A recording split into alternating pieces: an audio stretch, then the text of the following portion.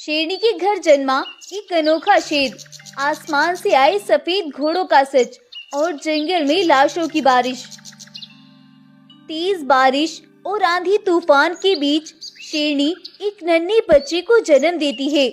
वह नन्हा शेर एक अनोखा शेर था, जिसका शरीर लाइट के जैसे चमक रहा था। यह देखकर शेर और शेरनी दोनों बहुत खुश थे। वहीं दूसरी ओर जंगल में आसमान से लाशों की बारिश होने लगती है और पूरे जंगल में लाशें ही लाशें बिछ जाती हैं।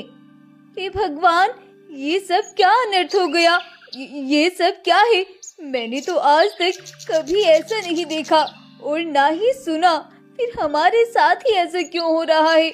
ये क्या हो रहा है? तभी तेज बारिश में दौड़ती हुई एक भालू राजा शेर के पास आता है और राजा बगीरा से बोलता है, महाराज महाराज, अनर्थ हो गया महाराज, जंगल खून से लाल हो गया है। क्या बोल रहे हो तुम? भालू, क्या हुआ है? महाराज, उधर पूरब की ओर जंगल में लाशों की बारिश हो रही है। आसमान से पानी की जगह खून से सनी हुई लाशें टपक रही हैं। ये सब क्या बोल रहे हो तुम? ऐसा कैसे हो सकता है?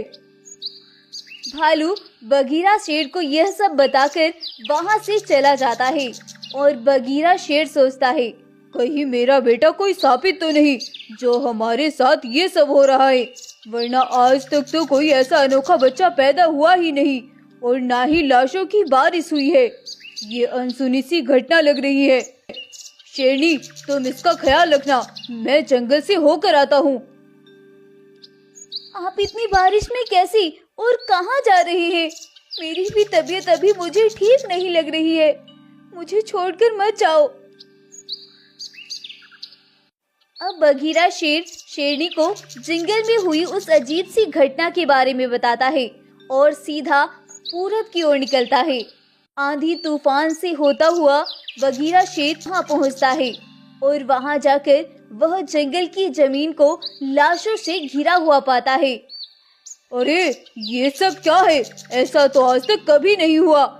फिर ये सब क्या है? इधर बगीरा अपने जंगल को उस कहर से बचाने के लिए परेशान था और उधर उस गुफा में कुछ सफेद घोड़े आसमान से उतरते हैं और वह उसके बेटे को लेकर आसमान की ओर वापस चले जाते हैं। अरे अरे, ये मेरे बेटे को कहाँ ले जा रहे हो? छोड़ दो इसे। नहीं, मेरे बेटे को छोड़ दो। इसे छोड़ दो। इसे कहाँ लेकर जा रहे हो? शेरनी ऐसे चिल्लाती रह जाती है, लेकिन वह घोड़े उसे लेकर वहां से चले जाते हैं।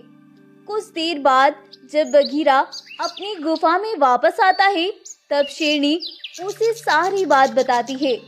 अब बगीरा शेर और भी ज्यादा परेशान हो जाता है। ऐसा कैसे हो सकता है? एक ही दिन दो दो ऐसी घटनाएं। मेरी तो कुछ भी समझ नहीं आ रहा है। क्या करूं मैं? कैसे पता लगाऊं आखिर ये सब हमारे साथ क्या हो रहा है? ऐसे ही सोचते सोचते और परेशान होते हुए वह दोनों सो जाते हैं। तभी बगीरा को वही लाशों का मंजर फिर से दिखाई देता है और वही सफेद घोड़े दिखाई देते हैं और वही उन सफेद घोड़ों से घिरा हुआ उसे अपना बेटा भी दिखाई देता है। मुझे जाने दो, मुझे जाना है।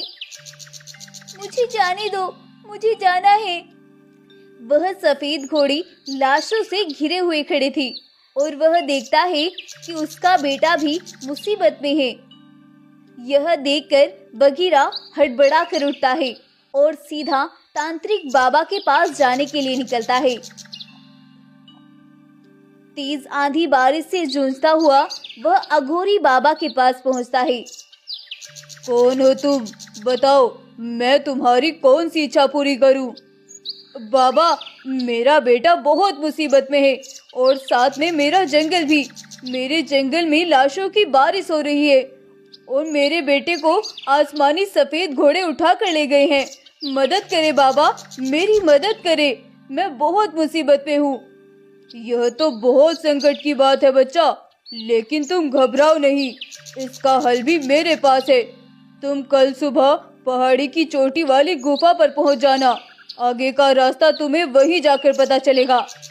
लेकिन बाबा, मैं कैसे पता करूंगा? मैं तो उस गुफा के बारे में कुछ भी नहीं जानता। सब जान जाओगे। वहां से तुम्हें अपने बेटे के पास जाने का रास्ता प्राप्त होगा। तुम जाओ, भगवान तुम्हारी स्वयं रक्षा करेगा। यह सुनकर बघीरा शेर वहां से लौटने लगता है। तभी अघोरी बाबा बोलते हैं, यहाँ से तुम्हें सीधा लौटना है, पीछे नहीं मुड़ना है। अगर ऐसा किया तो सब खत्म हो जाएगा, तुम भी, तुम्हारा जंगल भी, और तो और तुम्हारा बेटा भी। बघीरा शेर यह सुनकर सन्न रह जाता है और वह जैसे उस गुफा के अंदर आया था वैसे ही लौट जाता है और अपनी पत्नी शर्ला को आकर सारी बात बताता है। नहीं, मैं आपको कहीं नहीं जाने दूंगी। मैंने अपने बेटे को तो खो दिया है, अब मैं तुम्हें नहीं खोना चाहती। मैं आपको नहीं जाने दूंगी। ओ